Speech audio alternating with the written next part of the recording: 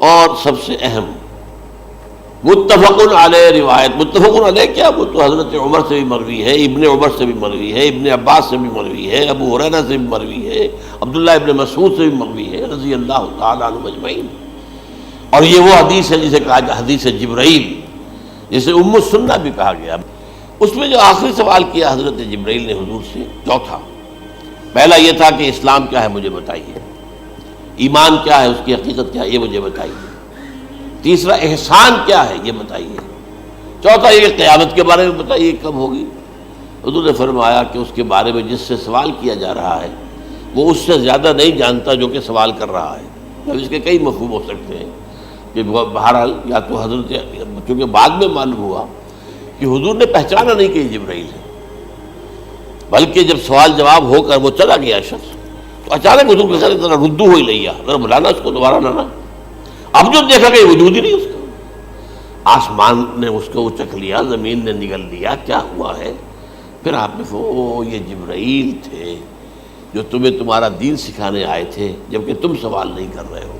یہ بڑے basic question تھے، اس لیے کہ دنیا کے ہمارا نظام اسلام پر ہے، ایمان پر نہیں ہے۔ اچھا، یہ جو متفق علیہ حدیث ہے جو حضرت جبرائیل کی ہے، اس میں پھر انہوں نے کہا کہ اچھا اگر آپ مجھے یہ کب ہوگی قیامت نہیں بتا سکتے تو اس کی کچھ علامتیں بتائیے۔ یہ بڑی عظیم تھا، کیونکہ یہ تو تمام احادیث کے اندر میں نے عرض کیا نا کہ سب سے زیادہ صحابہ سے منقول ہے۔ اور آپ نے فرمایا کہ جب لونڈی اپنی مالکہ کو جنے گی اور تم دیکھو گے کہ ننگے بدن، ننگے پیر، بھوکے ننگے بھیڑوں اور بکریوں کو چرانے والے اونچی سے اونچی عمارتیں بنانے میں ایک دوسرے کا مقابلہ کریں۔ اذا تلد الامۃ ربتہا، کیا بات ہے، یہ خاص الفاظ کیوں کہے گئے؟ اولاد والدین کے سامنے دب کر رہتی تھی، کبھی سینہ تان کر بات نہیں کرتے تھے۔ ٹھیک ہے، کوئی بات آپ مان نہیں سکتے، ابا جان یہ بات تو میں نہیں کر سکتا، یا فرض کیجئے کہ وہ آپ کو کسی نیکی سے روک رہے ہیں، کہ دینی کام سے روک رہے ہیں، ابا جان یہ تو میں نہیں کروں گا، یہ تو دین کا فرض ہے، یہ کہیں آپ اور ڈٹ کر کہیں اور جمیں اس پر، لیکن یہ کہ کوئی سرکشی کا انداز نہ ہو، ایسا نہ ہو کہ اپنے جناب سینے کو تان کر کے کھڑے ہو جائے، میں نہیں کروں گا، یہ نہیں، یہ غلط ہو جائے۔ اچھا، اولاد میں بیٹی جو ہوتی تھی وہ زیادہ سبارڈینیٹ، سبمسو، بات ماننے والی، کہیں بھی سر اونچا نہ کرنے والی۔ اور آخری دور میں کیا ہوگا، بیٹیوں سے مائیں ڈریں گی، انہیں ٹوک نہیں سکتی کسی بات پر، پتہ نہیں کیا بک دے گی، کیا بکواس کر دے۔ یہ تو ہمارے یہاں ہو گیا ہے، باہر کیا ہے وہ تو آپ یہ بھی نہیں پوچھ سکتے۔ آپ کی 13 برس کی لڑکی آئی ہے رات کو 1 بجے، نہیں پوچھ سکتے کہاں رہی ہو، یہ رات کہاں گزاری، پوچھ ہی نہیں سکتے۔ یہ پوچھنا بھی جرم ہے۔ اپنے چھوٹے بچے کو آپ نے ایک تھپڑ مار دیا، تہذیب ہے، سکھانا ہے، غلط کام کیا ہے، اس کی سرزنش ہو رہی ہے، فوراً وہ اگر ایک فون کر دے گا پولیس آئے گی، بچے کو لے جائے گی، اسے لا کر کہیں اور جو ہے ڈپازٹ کرے گی اور آپ پر مقدمہ چلے گا، آپ کو اس کی سزا بھگتنی ہو۔ ظاہر بات ہے کہ پھر وہاں سرکشی کا کیا عالم ہوگا، پھر اولاد کہاں سر جھکائے گی، کس درجے میں جھکائے گی، اس کی تربیت عثمانی ہوئی نہیں۔ تو ان تلد الامۃ ربتہا، گویا کہ ماں، بیٹی کے نزدیک ماں جو ہے وہ ایسی ہو جائے گی جیسے لونڈی، گویا کہ لونڈی نے ایک اپنی مالکہ کو جنم دیا ہے، بیٹی مالکہ بن جائے گی اور ماں جو ہے لونڈی بن جائے گی۔ اور دولت کی ریل پیل کا ابھرتا دکان، یہ جو بھوکے ننگے اور مفلس، کیا حال تھا 100 برس پہلے، انہیں کھانے کو کچھ نہیں ملتا تھا۔ یہ مشرقی ساحل پر تھے، یہ سوائے یہ کہ مچھلیاں پکڑ لی، اللہ خیر اللہ وہ کھا لی، یا کہیں ان کو بیچ دیا، کوئی منڈی لگ گئی، منڈی لگ جاتی تھی وہاں، اور کیا تھا۔ اور مغربی ساحل پہ کیا ہوتا تھا، ساری ان کی معیشت حج کے گرد گھومتی تھی، حاجی آئے ہیں، خریداریاں کر رہے ہیں، اور آپ کو معلوم ہے پوری دنیا سے مال پہلے بھی پہنچتا تھا وہاں، آپ کو جو ہے ہر ملک کے ہر کونے کا پھل وہاں مل جائے گا آج بھی۔ اور وہاں پر یہ ہے کہ سب سے بڑی بدوؤں کے لیے سب سے بڑی بات کیا تھی، قربانی کا گوشت، اسے وہ سکھاتے تھے، سخت چمڑے کر کے کھاتے تھے، یہ ان کا حل تھا۔ آج جا کر دیکھیے نئے شہر بن رہے ہیں، امریکنز کو کانٹریکٹ دیے جا رہے ہیں، بالکل ماڈرن شہر بنا دو۔ ایک ایبسلیوٹلی ماڈرن شہر جو ہے وہ جو مشرقی ساحل کے اوپر جو پہلے سے آرام کو سٹی ہے، امریکن سٹی ہو، اس کے اندر کوئی سعودی بھی داخل نہیں ہو سکتا سوائے جس کے پاس اس سٹی کی طرف سے لائسنس نہ ہو، اور اس کی چار دیواری کے اندر، چار دیواری کیا فصیل کے اندر کہی ہے، جو چاہو کرو، کوئی تم پر پابندی نہیں، ننگے نہاؤ، تالاب ہے نہا رہے، ننگی عورتیں ننگی مردیں نہا رہے، کوئی پوچھنے والا۔ اب اسی قسم کا ایک سٹی آباد ہونا جا رہا ہے مغربی ساحل پر، جدہ اور یمگو کے درمیان، اور اس میں اصل میں جتنی بھی دولت ہے جو پیٹرول کی ہے وہ وہیں پر رکھ لی جاتی ہے امریکہ کے اندر، تاکہ امریکہ جو ہے ایسے ایسے پروجیکٹ بنا کر جب تمہیں دے گا تو اس میں سے پیسے لے گا، وہ نہیں ملتی ان کو واپس۔ بہرحال یہ تو ایک میں نے ایک جگہ آپ سے ذکر بھی کیا تھا، دی کنفیشنز آف این اکنامک ہٹ مین، وہ کنفیشنز کی بات جو ہے اگر آپ میں سے کسی کو دلچسپی ہو تو اسے پڑھیں کہ کس طریقے سے 1973 کے آئل امبارگو کے بعد جو شاہ فیصل شہید کے زمانے میں ہوا تھا، پھر جس طریقے سے امریکہ نے ان تمام ممالک کو جکڑ لیا ہے، اس کا پورا جو پروسیس کیا تھا وہ سامنے آتا ہے۔ پر اس کے بعد آتا ہے علامات کبریٰ کا ذکر، بڑی علامتیں جو کہ بالکل خرق عادت کے انداز میں ہوگی، جن کا معاملہ جو ہے وہ آپ کے ناپ تول میں نہیں آ سکتا، آپ کی کیمسٹری فزکس اس کا جو ہے وہ نہیں کر سکتی ادراک ہوگا یہ قیامت کی۔ ان میں نمبر ایک کیا ہے، ایک بہت بڑا دھواں آئے گا، پوری دنیا کو لپیٹے گا۔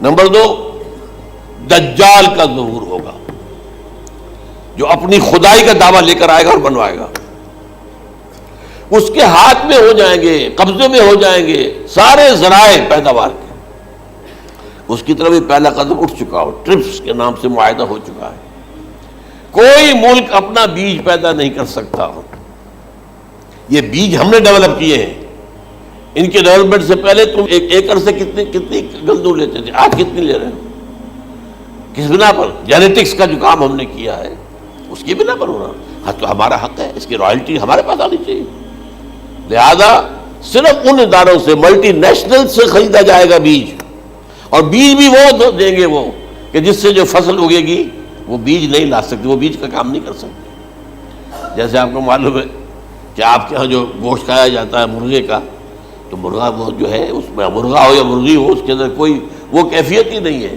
ان کے انڈے جو ہے ان سے آپ بچے حاصل نہیں کر سکتے، ہے تو انڈا، دیکھنے کو تو انڈا ہے لیکن وہ بنڈا جو ہے اس سے بچہ تو نہیں حاصل کر سکتے۔ ایسے ہی وہ گندم کا بیج دیں گے، نظر آئے گی گندم، لیکن اس کے اندر وہ صلاحیت نہیں ہے کہ اس سے جو فصل اگے گی اس کا نتیجہ جو ہے وہ بھی آپ لے سکتے۔ یہ ہونا ہے، اللہ جانے، قدم اٹھ رہے ہیں ادھر۔ پھر یہ ہے کہ دابۃ الارض، زمین سے ایک حیوان نمودار ہوگا، زمین شق ہوگی۔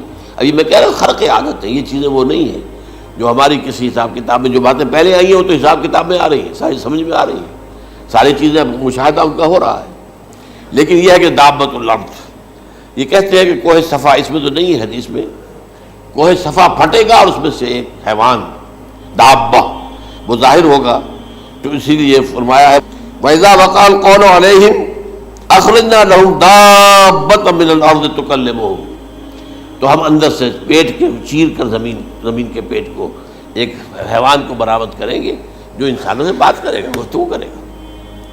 نمبر 4، طلوع الشمس من المغرب، یہ بھی خرق عادت، سورج تو طلوع ہوتا ہے مشرق سے، غروب ہوتا ہے مغرب میں، لیکن اس وقت معاملہ الٹا ہو جائے، یعنی جو کائنات کے اندر جو گڑبڑ ہوگی کچھ سمجھ میں بات آتی ہے کہ یہ معاملہ جو ہے یہ تو اس پورے سولر سسٹم کو اگر بدل دیتے ہیں تو مشرق مغرب ہو جانا، مغرب مشرق ہو جانا، یہ بالکل سمجھ میں آنے والی بات ہے۔ اس کے بعد ہے عیسیٰ ابن مریم کا نزول، جس کے بارے میں آج میں نے گفتگو کی ہے تفصیل سے۔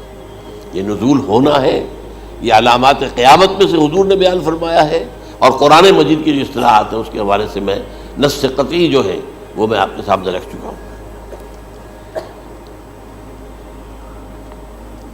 پھر یاجوج ماجوج کا ایک معاملہ ہے، یہ میں ابھی اس وقت زیادہ اس پر بات نہیں کر سکتا۔ حضرت عیسیٰ علیہ السلام کے نزول کے بعد 2 کام ہو گئے، یہودیوں کا قلقمہ ختم تمام یہود. ایک کام تو یہ ہونا ہے. اور نمبر 2 عیسائیت کا ختم ہو جانا. عیسائیت کی نفی کر دیں گے. بھائی تم مجھے خدا کا بیٹا بنائے بیٹھے ہو, میں تم خدا کا بیٹا نہیں ہوں, میں تو اس کا بندہ ہوں, رسول ہوں. میں نے تم سے کب کہا تھا کہ مجھے خدا کا بیٹا بناؤ. نمبر 2 یہ کہ وہ خنزیر کو قتل کر دیں گے. یعنی یہ تم نے خنزیر کب سے کھانا شروع کر دیا؟ میں تو تم کو نکاح اجازت دے کر گیا تھا. یہ تو شریعت موسوی میں حرام تھا اور میں کہہ کر گیا تھا کہ یہی شریعت تم پر لاگو رہے گی. How come? تم نے کیسے؟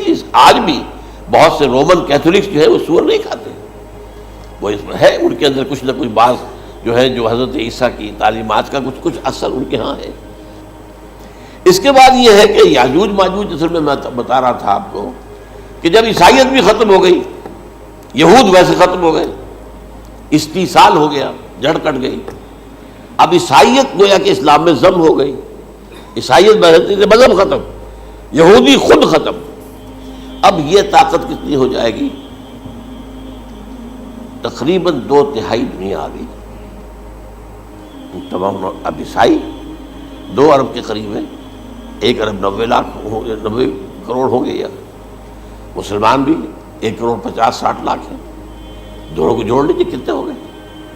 6 ارب کل آبادی ہے. لیکن اس کے بعد آتا ہے یاجوج ماجوج کا خروج. یہ یاجوج ماجوج میرے نزدیک چائنا اور رشیا ہے.